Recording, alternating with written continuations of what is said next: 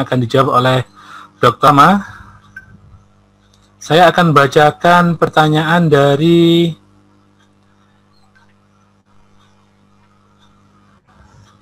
Tridiana. Tanya, Dr. Hani, apakah nyeri karena kanker CA rekti stadium lanjut bisa berkurang dengan bekam? Satu pertanyaan langsung dijawab saja ya, biar waktunya mencukupi. Kepada Dr. Hani, monggo bisa dijawab.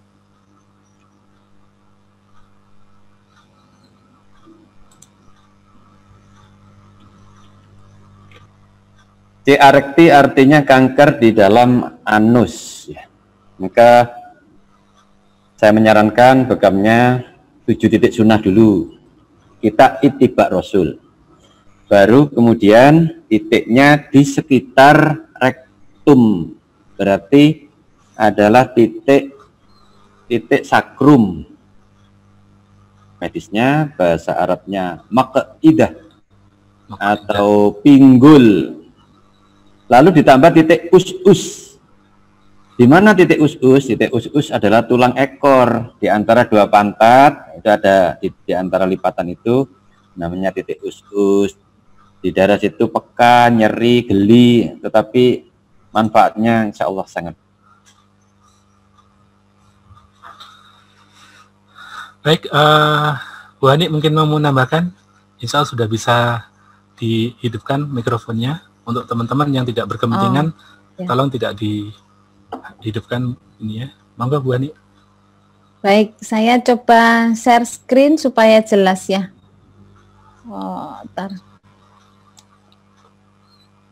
Nah, tentang CA rekti. CA rekti ini kalau tadi Ustaz Wahyu Widada sudah membantu, terima kasih. Ini sudah pernah diteliti nyeri kanker ya, cuman tidak dispesifikan ke CA rekti, tapi CA rekti tergolong dalam kanker. Ini diteliti pada orang 60 orang ya dengan nyeri kanker, tapi ini diberikan pemberian bekam kering. Lamanya berapa lama? 5 menit, kemudian diulang lagi selama 10-15 menit, jumlahnya sekali sehari selama 3 hari. Nah, ini dibandingkan dengan obat opioid, hasilnya bekam ini lebih baik dibanding sebelum intervensi sama setelah intervensi. Artinya bekam mempunyai efek baik. Nah, itu baru bekam kering. Padahal bekam basah disebutkan respon nyerinya lebih baik lagi dibanding bekam kering. Saya kira kalau pada CA rekti dengan keluhan nyeri bisa membaik dengan pemberian bekam, tapi harus diperhatikan kondisi pasien. Biasanya pasien dengan CA itu biasanya anemi, kurang darah gitu. Jadi kalau saran saya sebelum dibekam, kalau bisa periksa darah lengkap dulu, diperhatikan HB-nya. HB-nya baik, kondisi yang lain memungkinkan bisa dilakukan pembekaman. Selama tidak ada kontraindikasi bekam, bisa dilakukan. Itu untuk CA rekti. Ini sudah ada penelitian, bekam dilakukan pada kanker. Jadi sepanjang kondisinya memungkinkan, pasien kondisinya tidak lemah sekali, tidak ada anemi, silahkan dibekam, saya kira bisa mengurangi nyerinya. Memang keluhan nyeri itu banyak dikeluhkan pasien dengan kanker, badannya sakit semua, biasanya demikian. Mungkin itu pertanyaan pertama, Ustadz. Baik, terima kasih. Pertanyaan kedua ini untuk Dr. Wahyudi Widada dari Dwi Kurnia Arti. Assalamualaikum Ustadz, saya dari Dwi Kurnia Arti dari Tangerang. Ingin mengutarakan pertanyaan, apakah alasan larangan makan sebelum bekam? Kemudian apabila larangan itu kita langgar, apakah berdampak besar bagi kesehatan kita? Sekalian menyambung Dr. Wahyudi, dua pertanyaan sekalian dari RM Syawal Abu. Untuk penderita kolesterol sebaiknya dibekam sebulan sekali atau 2 pekan sekali untuk hasil yang maksimal. Monggo, karena hampir beriringan pertanyaannya. Terima kasih. Untuk larangan bekam, ini larangan yang relatif karena berdasarkan pengalaman kalau orang perutnya kenyang tidak nyaman. Dan Kalau orang habis makan, itu artinya kan memberi tugas sistem pencernaan liver untuk aktif bekerja. Sementara kalau orang dibekam, terjadi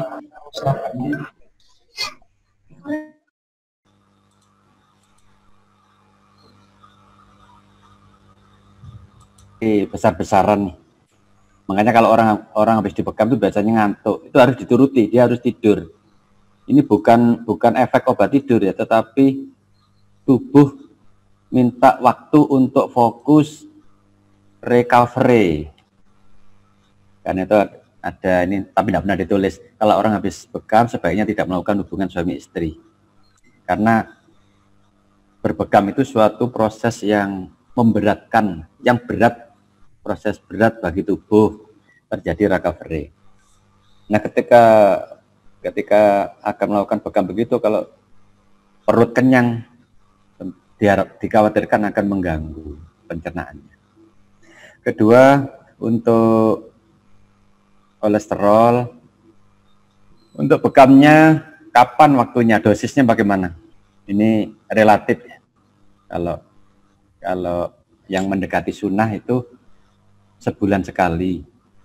Tapi kalau alasan klinis 2 minggu sekali. Tetapi menurut saya yang paling penting adalah bagaimana kemauan untuk meminimalkan pemasukan makanan-makanan pensuplai kolesterol. Kemudian menghindari hal-hal yang bisa mengganggu metabolisme liver. Maaf, liver sebagai organ metabolisme, misalnya melek malam, makan malam, ini tidak baik. Sering orang mengeluh, saya sudah menghindari kolesterol tapi kok masih kolesterolnya tinggi. Suka melek malam? Iya. Kalau malam makan nasi goreng, selalu. Wais. Nah ini kan harus dibetulkan dulu. Saya kira itu, Dr. Hamid. Baik. Untuk selanjutnya, pertanyaan dari from Debbie Dani kepada Dr. Hani. Saya Debbie, mau bertanya kepada Bu Hani, tadi yang dibekam itu tikus ya? Hasilnya tikus lebih tahan nyeri dibanding yang tidak dibekam. Berapa lama waktu membekam tikusnya? Setelah berapa lama nyeri diukur? Berapa perbandingan waktu tahan lamanya? Jedanya berapa menit atau berapa jam? Monggo silakan.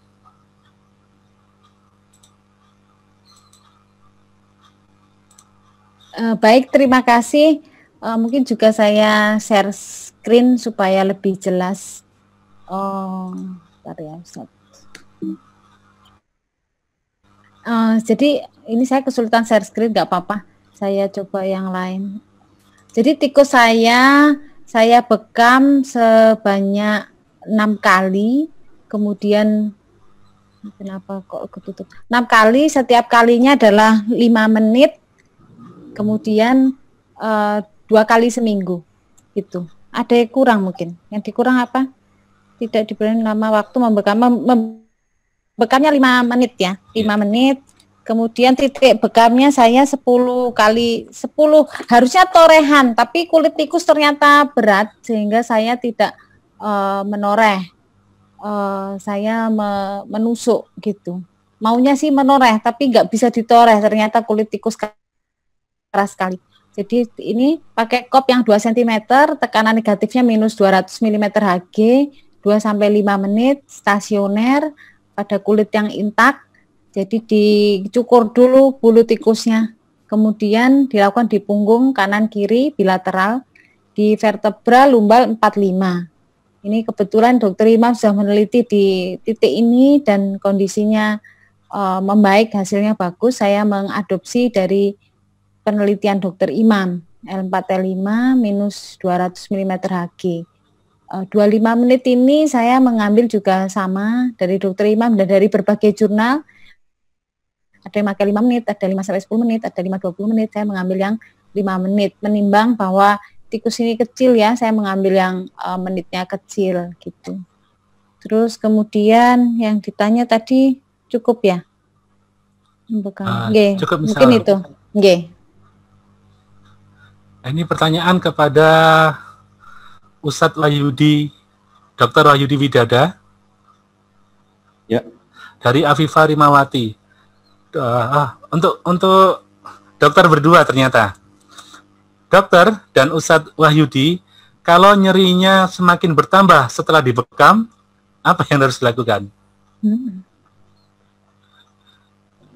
Siapa dulu yang mau menjawab? Monggo, siapa dulu? Saya dulu boleh. Oh, Jember ya, monggo. Dari Jember baru ke Surabaya.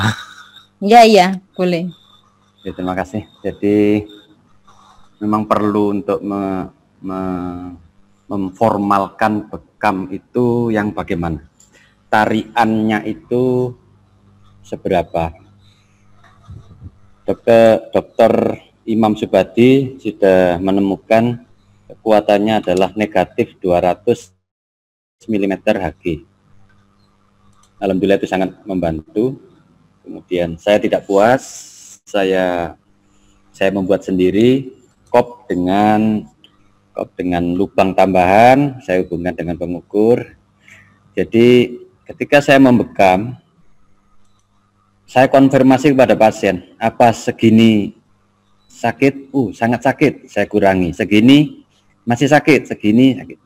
Jadi tidak selalu negatif 200. Negatif 200 setara dengan 2 tarian kop Kangju. Meskipun sebetulnya sama juga sih dengan Samora ya. Ternyata ada pasien-pasien yang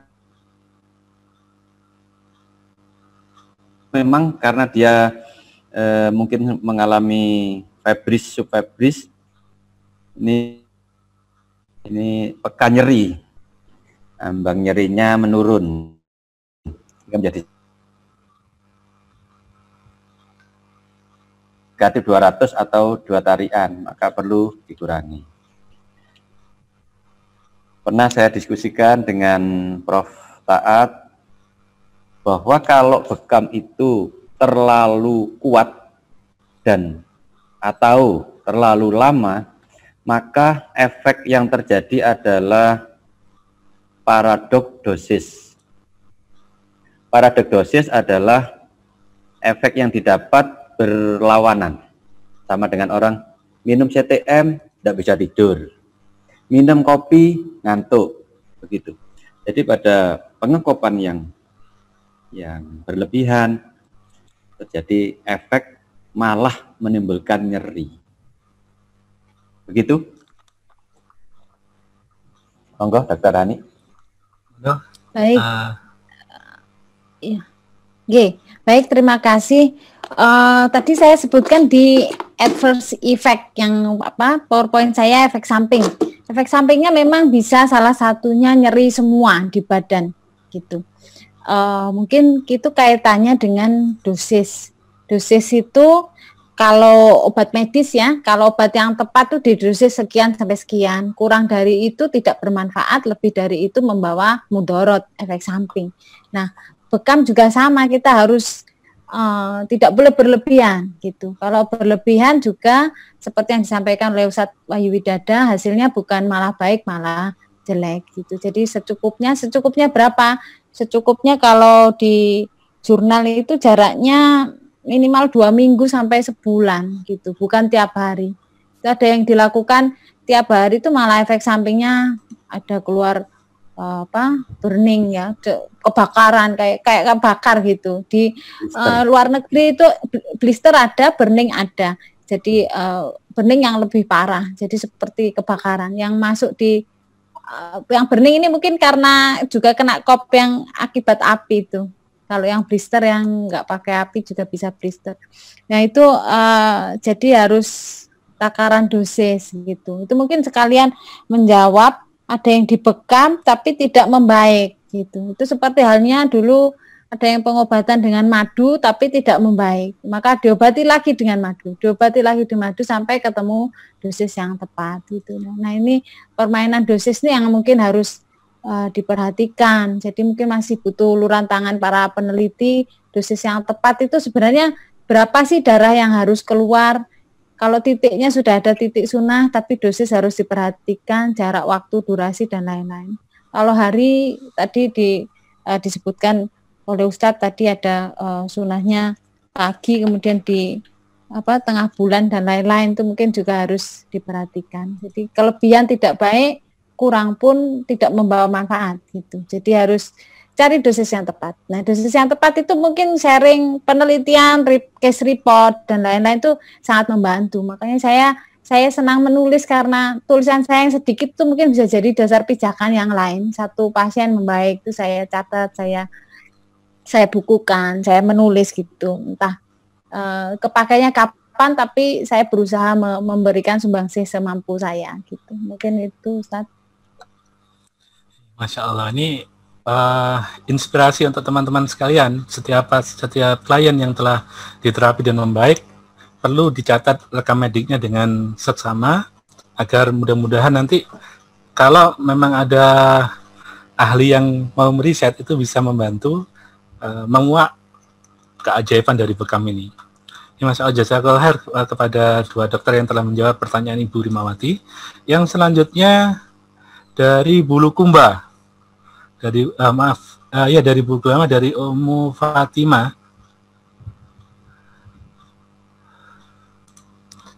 Pertanyaan buat Dokter WW. Adakah titik bekam untuk kesuburan bagi perempuan, ejakulasi dini bagi pria? Monggo Pak D. Pertanyaan khas ini Pak D. Ini yang lain mendengarkan ya.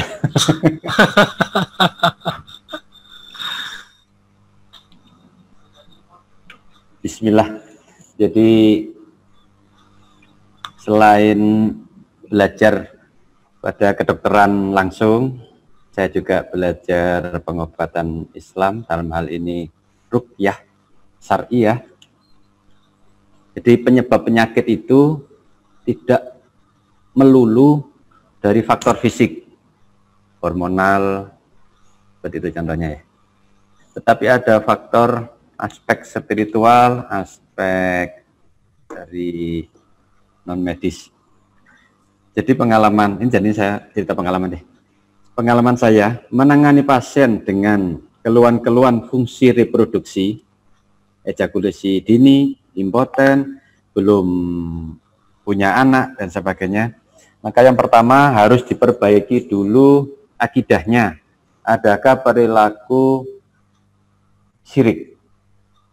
Kemudian yang kedua, apakah ada dosa yang belum diistighfari? Apakah ada maksiat yang belum dimintakan ampun? Apakah ada dosa kesalahan yang belum dimintakan maaf? Nah, dia harus introspeksi, mencari sendiri. Nah, setelah itu ketemu, maka itu diperbaiki. Nah, bisa jadi gangguan kesehatan itu adalah teguran dari Allah, dan bisa jadi gangguan dari makhluk Allah, yaitu manusia yang hasad, jin yang hasad, atau dari makhluk jasad renik, misalnya kayak virus corona seperti ini. Kalau ditemukan memang ada gangguan dari makhluk Allah yang hasad, dalam hal ini jin yang hasad, maka perlu dibacakan ayat-ayat isi Al-Quran untuk mendakwai jin tersebut. Saya ulangi, untuk mendakwai jin tersebut. Misalnya begini kalimatnya. Wahai makhluknya Allah dari bangsa jin yang ada di rahim saudaraku ini.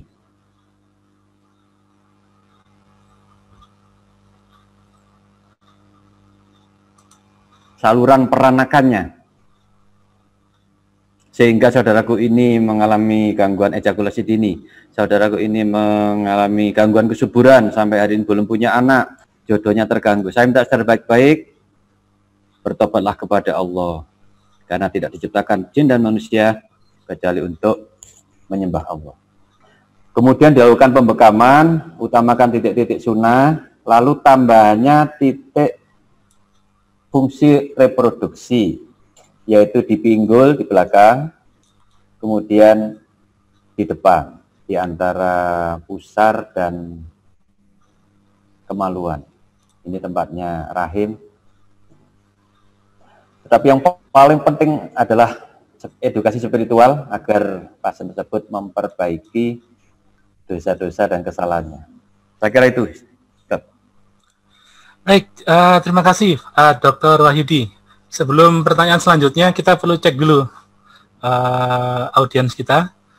Teman-teman sekalian, masih dalam posisi semangat? Suara sudah bisa di-on-kan lagi, Mas?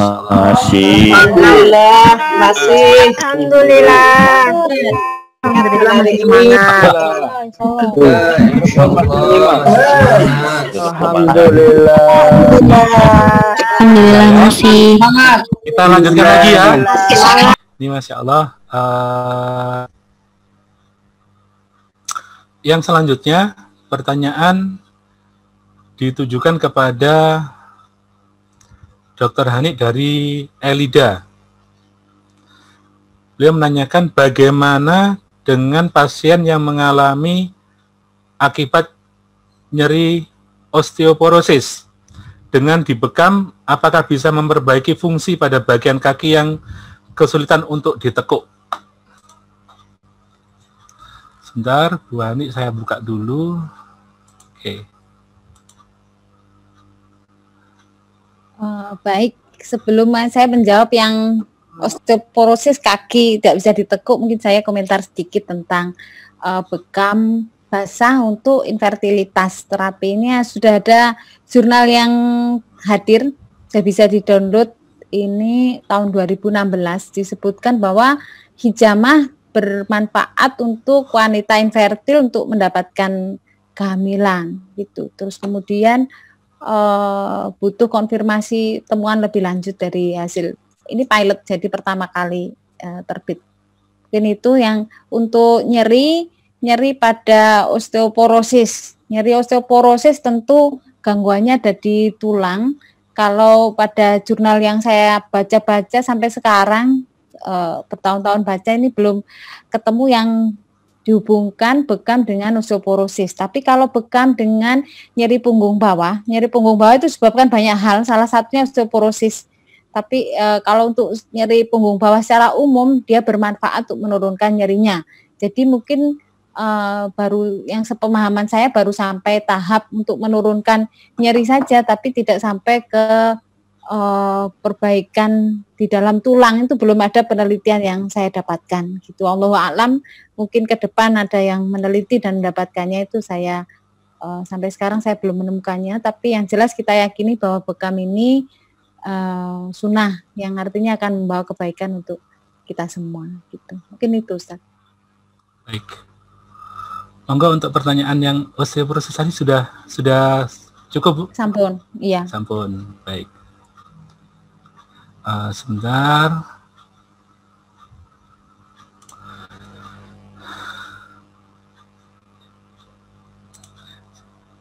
Baik, teman-teman.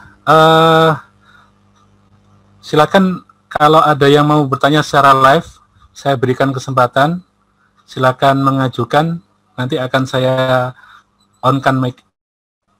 Atau ini saya yang dijabri Ustadz ya, saya jawab satu-satu semampu saya ya. Oh boleh, kalau mau di rombongan dulu, Bu.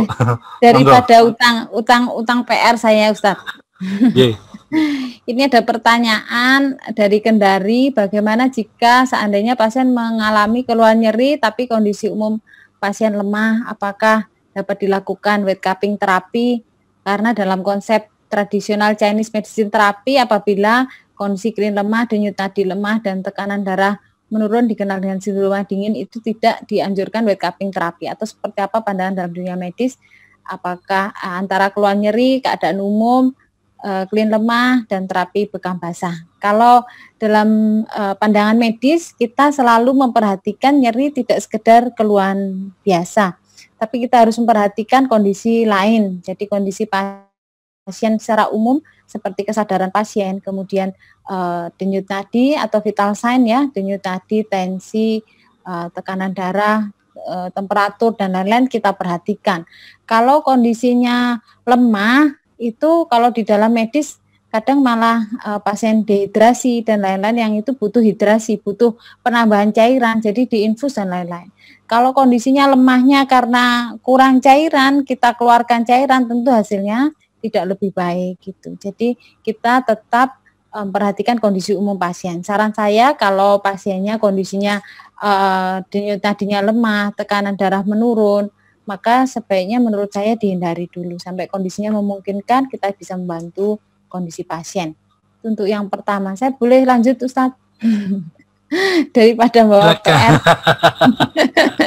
hutang nanti. Kemudian, boleh sekali lagi yuk. Iya. Ini banyak ini yang dipilih, yang mana minta maaf karena Ustadz membatasi sekali ya. Ini sudah mau jam 11 soalnya.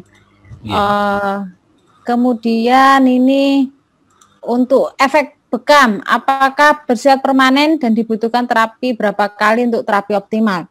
Jadi bekam itu bukan penangkal petir ya, yang saya bilang sekali dipasang bisa nangkal petir. di dalam medis pun sama. Jadi kalau batuk pilek diobati sembuh, apakah lantas tidak batuk pilek lagi? Ya boleh batuk pilek lagi, bisa terulang gitu. Nah bekam juga sama, dan satu waktu juga harus diulang. Makanya perlu pengulangan, cuman rutinitasnya itu yang perlu diperhatikan jaraknya. Kalau pasien saya ada yang nyeri semua badannya karena stroke, nggak bergerak, pasien kan cuma diem di kursi roda dan lain-lain. Saya sarankan bekam, habis bekam seger, enak. Minggu depannya itu ke saya minta, saya boleh nggak bekam lagi, saya minta. Jadi setiap saya praktek tuh minta diberi di ACC ke bekam gitu. Saya bilang enggak Pak, jaraknya minimal 2 minggu. Nanti saya praktek lagi, datang lagi minta dibekam. Jadi saya tetap bertahan pada dosis dan takaran. Kalau kelebihan juga hasilnya enggak terlalu bagus gitu. Terus kemudian ini sudah ya, apakah permanen? Tidak gitu. Karena apa? Karena kita kuat-kuatan antara bekam sama zat toksik dalam tubuh. Sementara zat toksik tadi Ustadz Wahyu Widada sudah bilang kalau efeknya, Ustadz Zaidul Akbar juga bilang kalau dari makanan kulu washrobu itu ya, wala tusrifu, makan berlebihan juga akan numpuk lagi toksin lagi gitu. Jadi antara intake sama output sama harus balance antara masuk sama keluarnya gitu. Sementara kita nggak bekam lagi tapi kita masuki zat-zat yang jelek-jelek dalam tubuh, maka bisa lagi menjadi nyeri gitu. Jadi bukan karena bekamnya nggak efeknya bagus, tapi kita keseimbangan dalam tubuh harus kita perhatikan. Sudah cukup satu Ustadz. Ini minta maaf yang lain. PR-nya banyak ini. Langsung ngomong benernya ya. Kalau PR tulisan belum tentu paham. Gantian ada pertanyaan untuk Dr. WW. Ya. Biar paling tidak sebagian pertanyaan bisa terjawab di forum kali ini. Ada pertanyaan untuk mohon dari Yugi Purnama, dari murid beliau sendiri. Jadi murid beliau menanyakan di forum ini, biar semuanya juga sama-sama paham. Mohon izin bertanya kepada Pak D. Dr. WW, apa fenomena yang mendasari Pak D. WW yang mendasari melakukan penelitian tersebut, sehingga tertarik untuk menuangkan ke dalam disertasi? Terima kasih. Pak D. WW, monggo.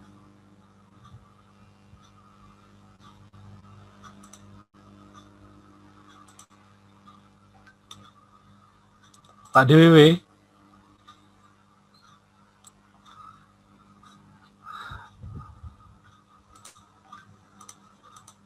Pak DW monitor?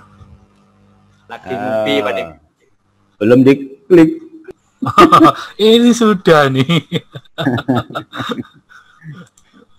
Tadi saya berniat pura-pura lupa supaya enggak jawab. Masya Allah. Yang dimaksud penelitian yang kolesterol ya? Iya betul. Iya. Alhamdulillah saya dengan Mas Yugi ini juga pernah melakukan penelitian bersama bekam pada nyeri sepalgia. Saya belum laporan ke Dr. Hani ini pada bidangnya beliau.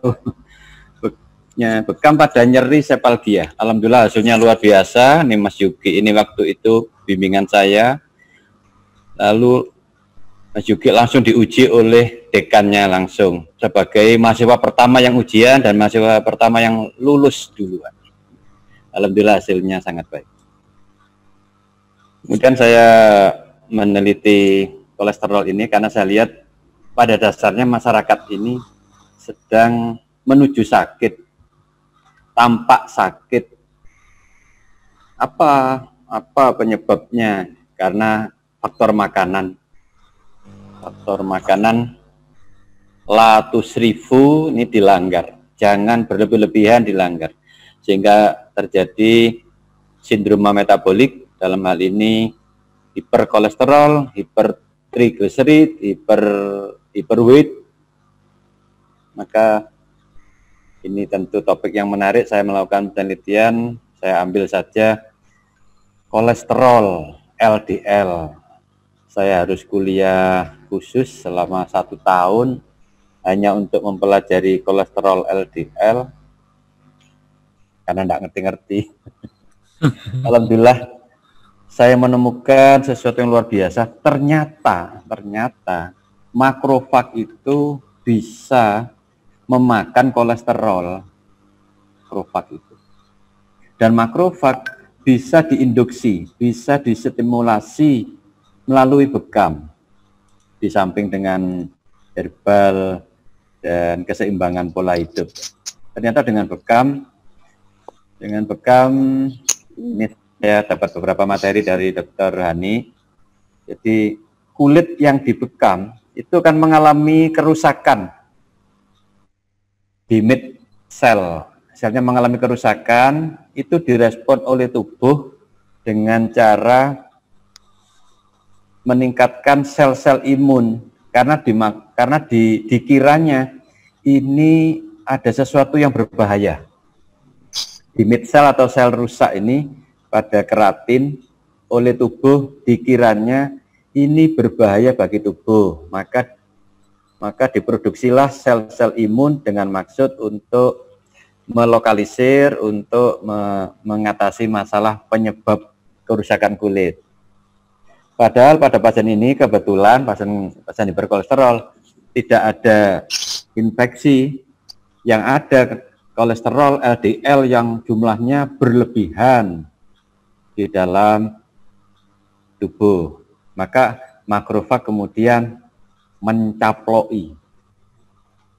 Bahasanya memang begitu, mencaploi. Memfagosit kolesterol LDL. Jadi kalau orang dibekam, ternyata kolesterolnya akan turun akibat dari pembekaman itu. Ini ada dua mekanisme. Yang pertama, secara mekanis, sedotan bekam itu mengeluarkan sampah metabolisme kolesterol. Saat itu juga, ya. Kemudian yang kedua, kolesterol bisa turun oleh karena efek inflamasi. Ini terjadi pada hari ke-7, pada minggu, setelah minggu pertama, minggu kedua, minggu ketiga, dan mungkin bisa lebih lama lagi. Jadi ketika dibekam, yang pertama monosit meningkat, lalu berubah jadi makrofag. Nah, makrofag ini bisa berumur panjang. Kalau makrofag ini sehat terus, jumlahnya banyak terus, aktif terus, maka kolesterol akan terjaga. Dengan syarat gaya hidup, pola makan harus baik. Saya kira itu, Ustaz Hamid, Mas Yuki. Baik, jazakallahu khair. Masya Allah, tidak terasa jam kita sudah menunjukkan jam 11 siang. Ini kalau kita lanjutkan, kita nabrak waktu zuhur di Surabaya, tempat kita menyiarkan ini. Dan mungkin di Indonesia Timur sudah masuk waktunya zuhur. Namun saya kira Masya Allah, jazakallahu khair atas pemaparan ilmu yang disampaikan oleh dua dokter dari Jawa Timur. Untuk selanjutnya kami mohon closing statement khususnya bagi kami para terapis bekam di Jawa Timur dan di Indonesia Raya pada umumnya, dari kedua dokter untuk mengakhiri proses diskusi dan pemaparan seminar ini. Dimulai dari, kalau tadi pemaparan utama diawali dari Bu Dr. Hani, sekarang closing statement-nya diawali dari Jember dahulu. Monggo Pak Dr. W. Mestinya dokter Andi dulu karena beliau lulus duluan. Tapi usia Pak WW dulu. Ya, kurang lebih tua. Harus sami'na wa ata'na. Ya, mungkin saya tentang bekam ya. Bekam ini sunnah Rasul, dan Rasulullah memuji bekam, bahwa apa yang dikatakan Rasulullah itu ila wahyu yuha, bahwa itu dari wahyu semata dan Allah yang maha mengetahui hakikat manusia. Maka kita tidak meragukan lagi bekam, meskipun sampai sekarang mekanismenya masih belum jelas sepenuhnya, tapi berbekal dari hadis Rasulullah aja sudah cukup buat kita untuk melangkah. Tapi prosedur bekam ini meskipun mudah, murah, bisa dilakukan di mana saja, kapan saja, siapa saja ini yang harus dengan training yang betul, itu harus diperhatikan kondisi-kondisi tertentu yang seperti yang saya sampaikan.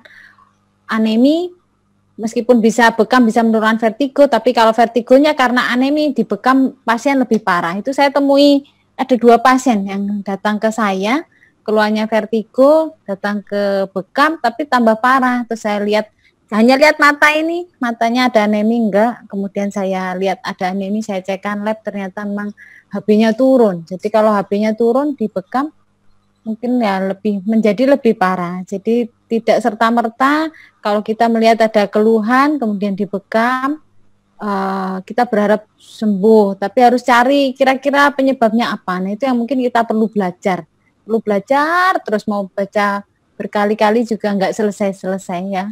Mungkin Ustadz Wahyu Widada tahu yang setiap hari bergelut dengan kertas dan buku.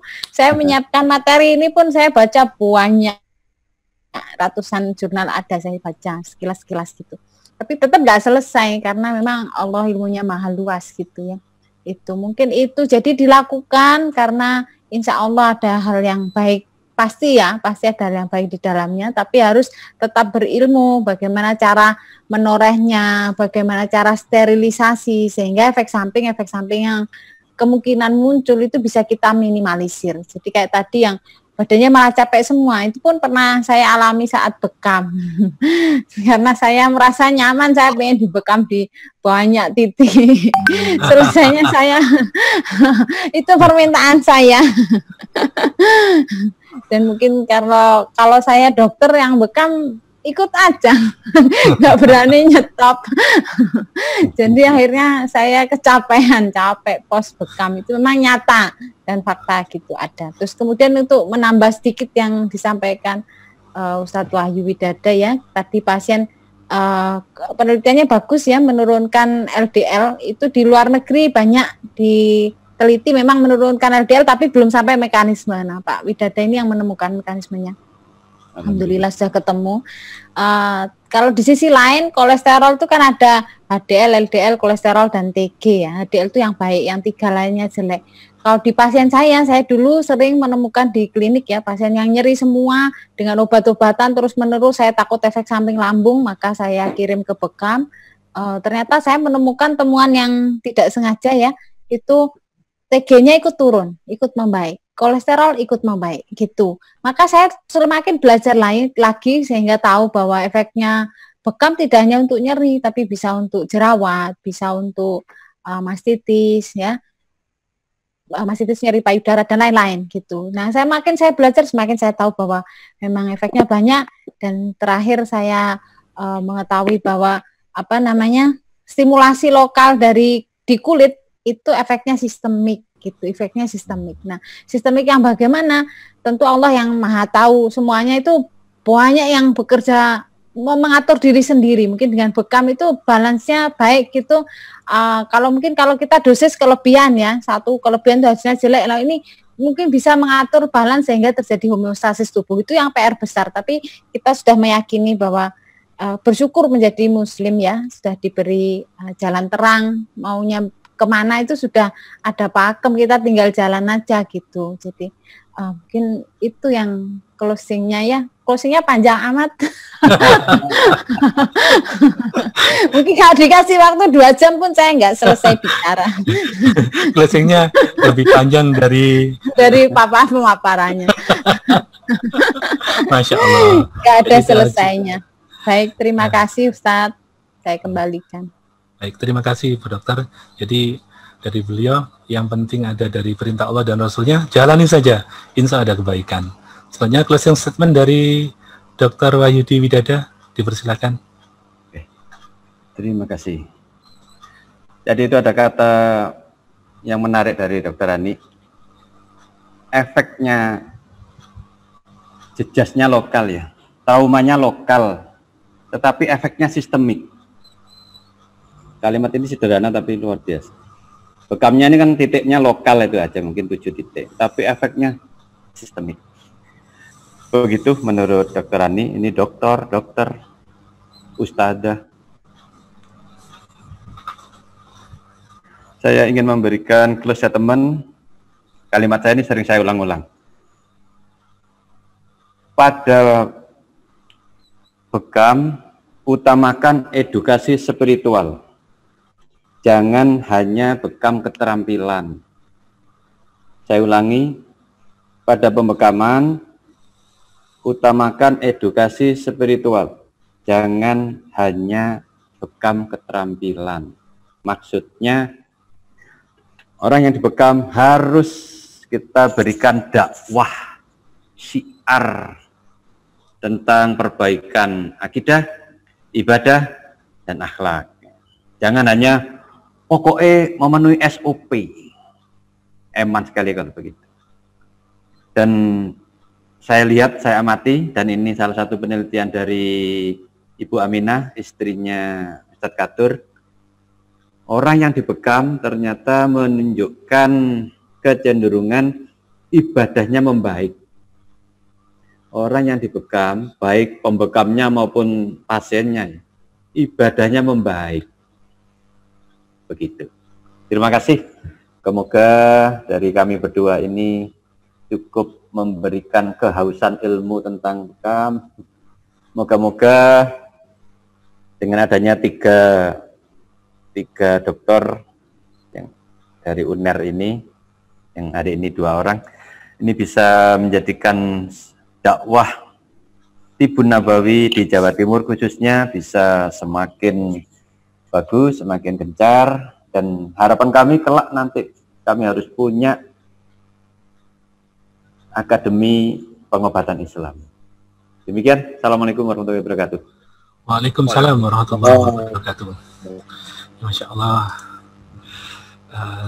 Terima kasih kepada 2 dokter dari Jawa Timur yang telah memberikan ilmu untuk kami semuanya, seluruh Indonesia. Mudah-mudahan menjadi ilmu yang manfaat untuk kita semuanya, ilmu yang barokah untuk kita semuanya, dan mudah-mudahan apa yang disampaikan oleh beliau berdua bisa menjadi pijakan kita untuk semakin yakin wa ma yantiqu anil hawa in huwa illa wahyuha. Bahwa apa yang disampaikan oleh baginda Rasulullah Muhammad SAW itu adalah bukan dari hawa nafsu Nabi, namun adalah dari wahyu yang telah diwahyukan oleh Allah Subhanahu wa taala. Sehingga semakin yakin memantapkan diri kita untuk menghidupkan bekam sunnah, menghidupkan bekam tentunya bersama PBI kita untuk mendakwakan bekam ini, mewujudkan Indonesia sehat dengan bekam, insya Allah. Selanjutnya, Bapak Ibu sekalian, saya kembalikan kepada Master Seremonial untuk melanjutkan acaranya. Kepada Pak Gugu, kami persilahkan.